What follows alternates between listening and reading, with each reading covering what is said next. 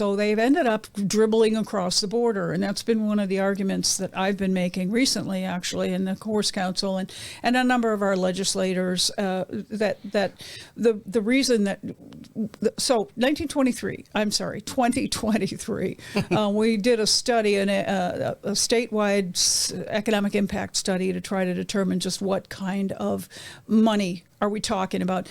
People think of horses as a stereotypical notion of the horse owner as somebody who's got a lot of money. Always, yeah. I tell people all the time, they're like going, "Oh, you got horses? You're so lucky." And I'm like going, "No, you don't understand."